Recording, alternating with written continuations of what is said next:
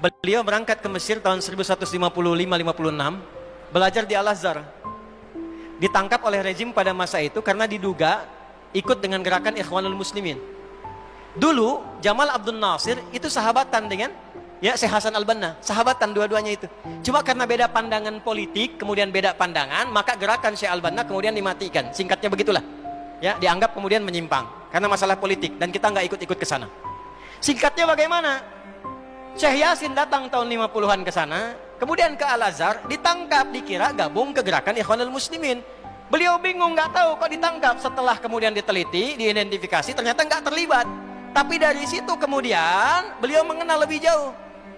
Ikut ke situ, ikut gerakannya, ikut kemudian apa yang dilakukan dari gerakan-gerakan tarbiyahnya sampai pada tanggal 14 Desember tahun 1987 ketika melihat realita tidak ada yang berjuang lagi, sementara anak-anak ditawan, perempuan dibunuh, orang di jalanan ditembak begitu saja, masyarakat dipecah belah, Al-Aqsa semakin digali semakin dekat, tidak ada yang mempertahankan, sementara dunia Islam di luar tidur semua.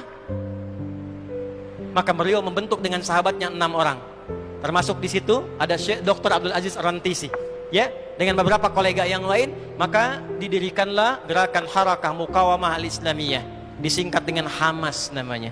Itu yang sekarang jadi trending topik itu.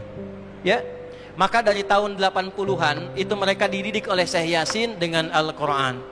Diajarkan kepada mereka tentang kisah-kisah ini. Bagaimana perjalanan Yahudi, karakternya bagaimana, sifat penakutnya bagaimana, cara masuk ke mereka bagaimana, seperti apa gambarannya, dan dihitunglah siklus 40 tahunan. 1987, 40 tahun ditambah itu berapa? 2027. Jadi disiapkan oleh beliau 3 fase di surah Al-Isra yang tadi dibaca, khususnya ayat 4 sampai dengan ayat ke-7-nya. Wa qadayna ila bani Israila fil kitab la tufsidunna fil ardi marrataini wa la ta'lunna 'uluwan kabira. Bani Israel itu kata Allah sudah tetap perjalanannya dari sejak generasinya ini berjalan selalu merusak dan mewarisi karakter-karakter tadi. Maka apa yang terjadi? Kerusakan akan terus dibangun sampai ada kemudian ketiga fase. 3 fase ini sudah selesai 2, sekarang masuk yang ketiga. Maka yang ketiga ini fa idza jaa wa'dul akhirati, maka jika datang janji Allah yang terakhir untuk mereka. Apa fase yang ketiga ini? Ada 3 bagian lagi. 1, liyasu'u wujuhakum. Yang kedua, waliyadkhulul masjida kama dakhaluhu awwal marrah. Yang ketiga, waliyutabbiru ma'alahu tatbira. 1 sekarang sedang diperlihatkan, liyasu'u wujuhakum. Persis sekarang orang-orang itu seperti di era Nabi yang membayangkan hingga bisa ditembus, bentengnya kokoh, intelijennya kuat, sadapannya di mana-mana, tapi ternyata dunia yang melihat kokoh itu ditunjukkan oleh Allah hanya dengan bahasa mereka, la syirzimatun qalil. Ini bahasanya Firaun. Ini kan cuma ormas kecil, nggak sebanding. Ormas kecil yang nggak sebanding ini ternyata telah bisa mengintersep semua bagian-bagian itu. Dia bisa tembus bentengnya, dia masuk ke dalamnya. Liyasu'u wujuhakum. Tujuannya bukan untuk menunjukkan mereka mampu, bukan, untuk menggugah dunia kalian kemana saja. Yang kalian anggap itu hebat, itu mampu, itu dahsyat, ternyata bisa ditembus, dipermalukan di wajah dunia. 1, janji Allah tiba.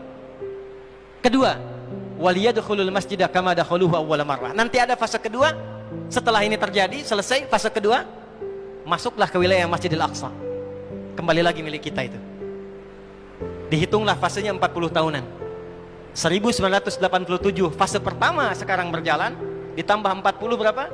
2027. Itulah fase yang kedua, saat diharapkan paling puncaknya Masjidil Aqsa bisa kembali lagi.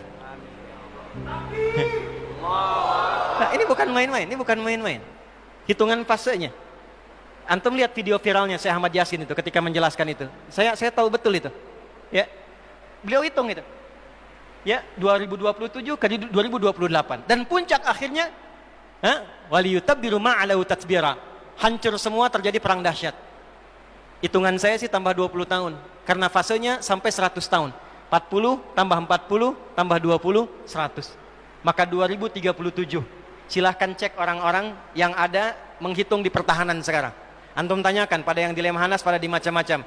Bagaimana kekuatan dunia pergeserannya, saya yakin hitungan mereka 2037 terjadi sesuatu yang dahsyat. Gerbangnya sampai 2040, di atas 2040 itulah generasi emas akan muncul. Makanya Indonesia masuk generasi 2045. Itu sudah dihitung. 2030 pembukanya. Makanya sekarang punya visi 2030 semua. Saudi visi 2030, Rusia, Cina, Afrika Selatan, Brazil visinya 2030 dengan bikin bridge itu. Semua visinya ke sana. Dan yang paling dahsyat, hitungan itu secara spesifik isyaratnya sudah ada dalam Al-Quran. Dan ini bukan ilmu utak-atik, bukan viral TikTok. Ingat, ini sudah sejarah yang berlangsung dari penelitian masa lalu. Maka wajar kalau sekarang mereka takut dikepung. Kenapa? Karena ketika Hamas datang dengan pasukannya darat, laut, udara, itu mempraktekkan surat Al-Hasyr yang sudah mereka pelajari bertahun-tahun. Datang lewat darat, lewat laut, lewat udara. Takut mereka semua. Maka dikontaklah kemudian kolega-koleganya. Datanglah kapal induk 2 dari Amerika. Satu lagi datang, Inggris datang. Kemudian Kanada datang. Jerman siapkan pasukan. Kenapa? Karena trauma dengan pengepungan. Satu.